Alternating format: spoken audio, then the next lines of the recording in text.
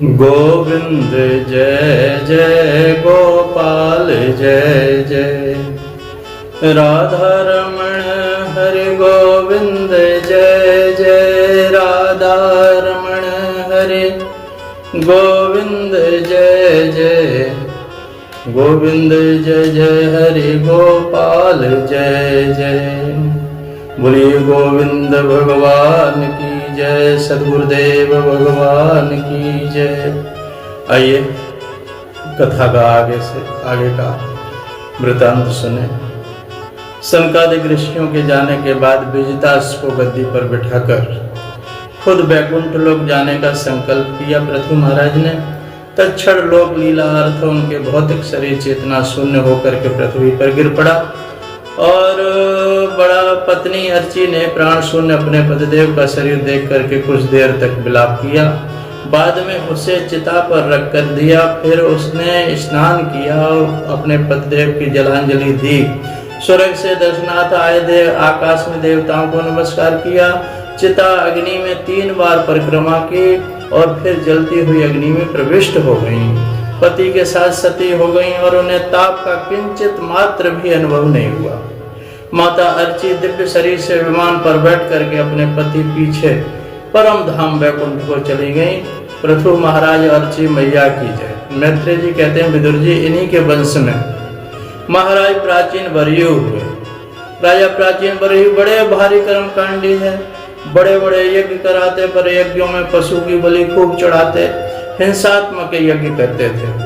तो नारद जी महाराज ने एक दिन आकर के टोका, राजन जितने पशुओं को तुम बलिदान कर चुके हो तो सब देखो ऊपर खड़े हुए हैं। और जैसे ही ऊपर को दृष्टि डाली तो सचमुच आंखें फाड़ फाड़ कर वह सब जीव राजा की तरफ घूर रहे थे।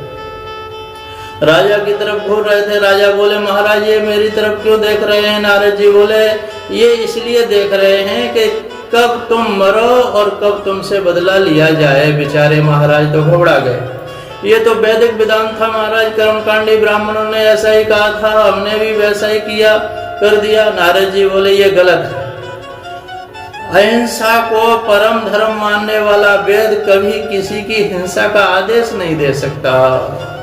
यदि शास्त्रों में हिंसा की बात लिखी है तो वह हिंसा निवृत्ति परक है, प्रवृत्ति परक है ही नहीं। एक दृष्टांत से समझिए, किसी को बीड़ी पीने की बहुत आदत पड़ी गई। गुरुदेव ने पकड़कर डांटा, क्यों रे बीड़ी पीता है क्या? मालूम नहीं कि आश्रम में धूम्रपान निषिद्ध है?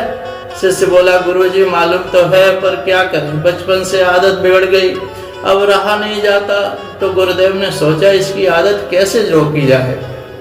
तो बोले अच्छा तो ठीक है, एक काम कर बेटा, हमारी तरफ से तुझे रविवार की छूट है, तू रविवार के दिन बीड़ी पी लिया कर। अब गुरुदेव को छूट इसलिए देनी पड़ी कि ये कभी मानने वाला तो है नहीं। सप्ताह में जब एक ही दिन पिएगा तो इसकी ये आदत कम हो जाएगी और धीरे धीरे वो आदत छूट जाएगी। पर चेला ने क्या किया? चेला ने रविवार आया सो सबको उसने निमंत्रण दे दिया, स्वयं तो पीता ही था, दूसरों को भी बुलाने लगा। सुनो सुनो सुनो सुनो ये बात हमारी, आज रविवार है, आज के दिन बीड़ी पीने का बड़ा महत्व है, बहुत महत्व है। किसी ने पूछा कि कहाँ लिखा है ऐसा, दिखा जरा। तो किसने कहा है? चेला बोला मैं हमारे गुरुजी ने स्वयं कहा है रविवार को बीड़ी पियो। अब गुरुजी ने तो आदत बंद करवाने के लिए कहा था और तुमने उसे प्रमाण ही बना लिया, सबको ही पिलाना चालू कर दिया। तो परोक्षवादो वेदो यम बाला नाम अनुशासनम। वेद भगवान परोक्षवादी हैं। जब उन्होंने देखा कि जो हिंसा के बिना रह नहीं सकते इन्हें कैसे रोका जाए, तो इन्हें रोकने के लिए नियम बनाया गया कि भाई हिंसा करनी ही है तो अमुक यज्ञ में के समय अमुक पशु का बलिदान कर दो। तो कोई मांस खाने के लिए अथवा पशु का बलिदान करने के लिए तो यज्ञ नहीं करवाएगा। जब इतना बड़ा यज्ञ होगा तब कहीं एक आध पशु की बलिदान होगा। तो ये जो रोज रोज की बलि चढ़ रहे हैं पशु, रोज रोज के काट के खा रहे हैं, उस पर तो नियंत्रण हो जाएगा। परंतु जो हिंसा के प्रेमी थे उन्होंने उसी को प्रमाण पत्र मान लिया। इसलिए वेदों का अधिकार सबको नहीं दिया, सबको नहीं दिया। अल्पज्ञ प्राणियों ने सांगो पांग वेद को न पढ़कर कोई एक शब्द पकड़ लिया और अपने मतलब की बात ढूंढ ली, बिना उसके तात्पर्य को समझे अर्थ की जगह अनर्थ करना प्रारंभ कर दिया, अर्थ की जगह अनर्थ कर दिया। एक जगह लिखा था वेद पढ़ना पाप है, वेद पढ़ना पाप है। एक सज्जन सबको दिखाने लगे, देखो देखो भाई, देखो देखो भाई, वेद की पुस्तक को लिखा है, वेद में लिखा है वेद पढ़ना पाप है, वेद पढ़ना पाप है। लोगों को पागल बना दिया सब। उसने जब एक समझदार के पास आया तो उसने कहा, समझदार व्यक्ति ने कहा, भैया ऐसा लिखा तो हो नहीं सकता, कभी ऐसा लिखा ही नहीं सकता। तो लिखा हुआ है तो सच में दिखा तो सही। परंतु उसने अंतिम पंक्ति में लिखा था, पन्ना पलट के जब देखा तो पीछे लिखा था अशौच अवस्था में, यानी अपवित्र अवस्था में वेद को नहीं पढ़ना चाहिए। पहले लिखा था वेद पढ़ना पाप है अशौच अवस्था में, तो वेद पढ़ना पाप है उसको तो दिखाता फिर, लेकिन अशौच अवस्था नहीं देख रहा रखी, और आगे आगे की पंक्ति उसको दिखा रहा है सबको, वेद पढ़ना पाप है, वेद पढ़ना पाप है। तो ऐसे लोग अर्थ का अनर्थ भी कर डालते हैं, लोगों को दिग्भ्रमित भी कर देते हैं। इसलिए वेद पाठ का अधिकार सबको नहीं दिया, जिसका लोगों ने तमाम अर्थ निकाल लिए। अरे जी वेद का पढ़ने का अधिकारी तो बन जाओ, वेद को पढ़ने के लिए। तो पुरंजनोपाख्यान वैत्रेय मुनि कहते हैं, विदुर जी जब प्राचीन बरही घबराए कि अब क्या होगा गुरुदेव, जब नारद जी ने कहा ध्यान दीजिए, हम तुम्हें एक बहुत बढ़िया कहानी सुनाते हैं, इस कहानी का ठीक से समझ लो तो तुम्हारा कल्याण हो जाएगा और हम सबका भी कल्याण हो जाएगा इस कहानी को समझ के। दो मित्र थे, एक का नाम था अभिज्ञा और दूसरे का नाम था पुरंजन, दोनों ही घनिष्ठ सखा। एक दिन पुरंजन बोला, मित्र चलो कहीं घूमने चला जाए। अभिज्ञात ने कहा, तुम ही घूमो भैया, हम तो अपने घर में ही भले हैं, पर घूम कर जल्दी आ जाना। पुरंजन बोला, ठीक है, मैं अकेला ही चला जाता हूँ और जल्दी आ जाऊंगा, चिंता न करना। ऐसा कहकर पुरंजन निकल गया। पुरंजन ने लाखों शहर घूम डाले, 84 लाख शहर हैं, परंतु कहीं उसका मन नहीं लगा, कोई शहर उसे अच्छा नहीं लगा।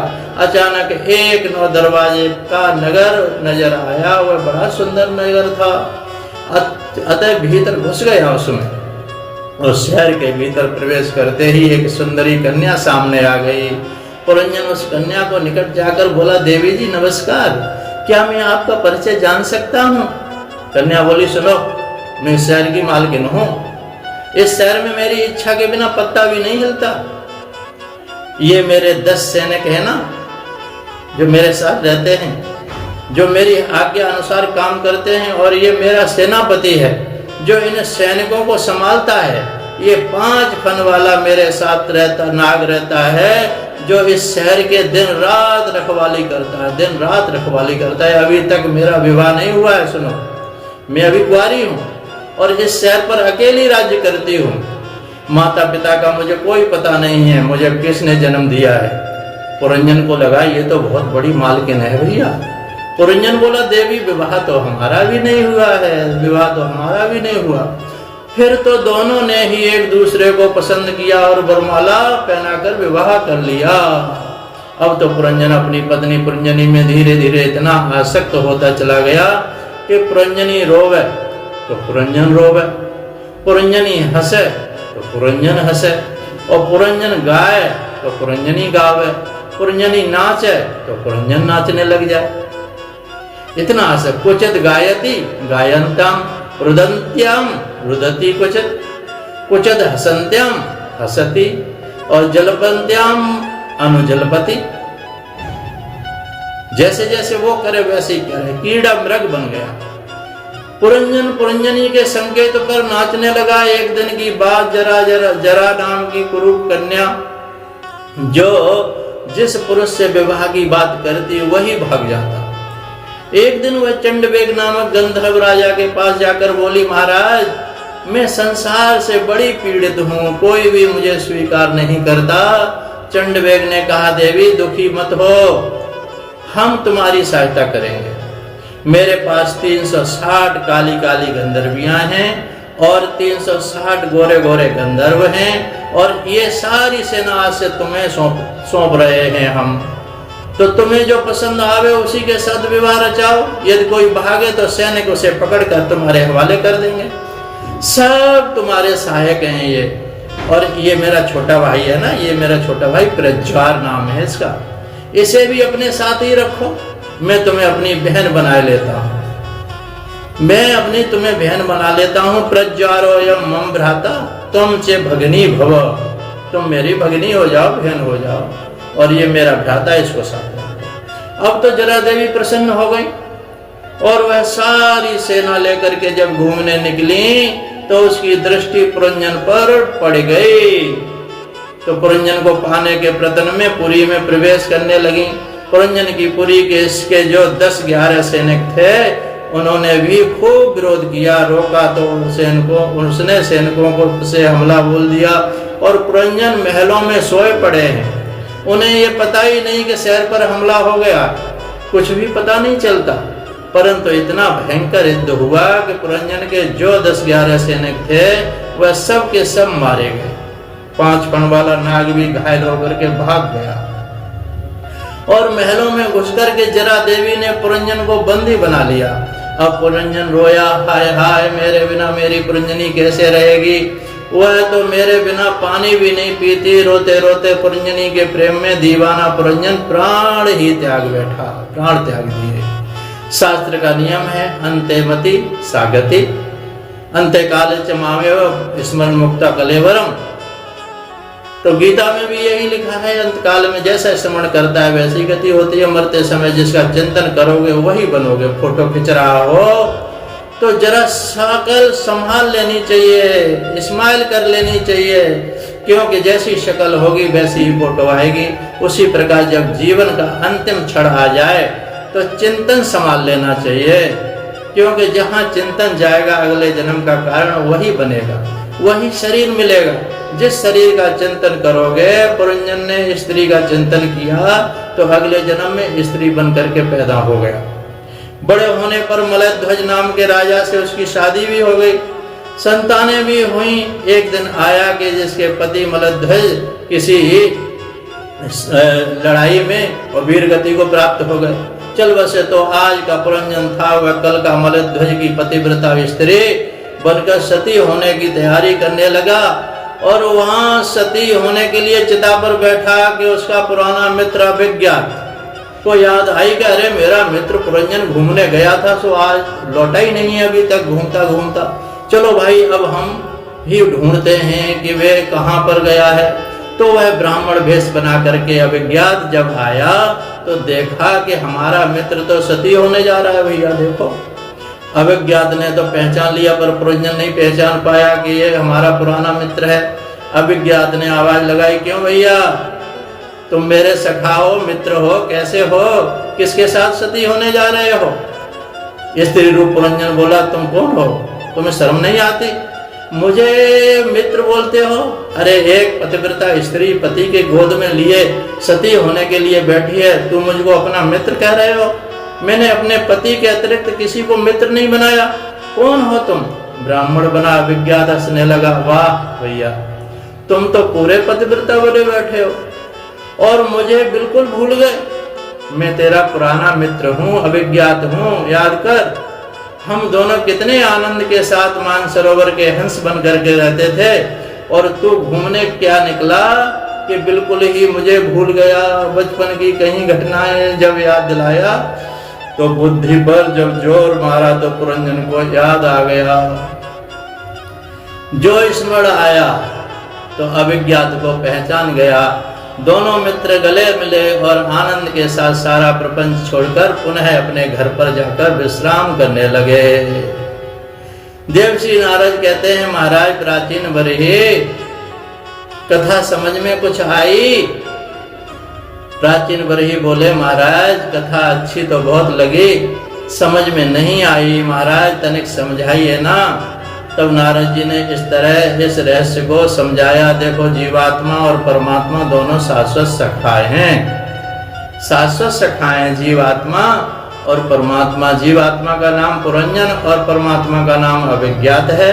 और पुरंजन मतलब पुरम जनयति इति पुरंजना, ये जीव कर्मानुसार अनेक पुरियों में जाता है, अनेक शरीर धारण करता है। एक बार जीवात्मा परमात्मा से बोला कि घूमना चाहता हूँ। भगवान बोले बेटा प्रेम से घूमो, पर हमें मत भूल जाना, हमें मत भूल जाना, नहीं तो घूमता ही रह जाएगा।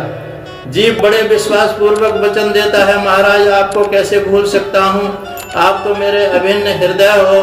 भगवान कहते हैं तो जाओ घूमो। हम सब जीव पुरंजन बने घूम रहे हैं और अपने अभिज्ञात प्रभु को भूल चुके हैं। इससे आगे की कथा फिर सुनेंगे आगे के भाग में। इतना ही कहकर के वाणी को विराम। बोलिए सच्चिदानंद भगवान की जय। सद्गुरुदेव भगवान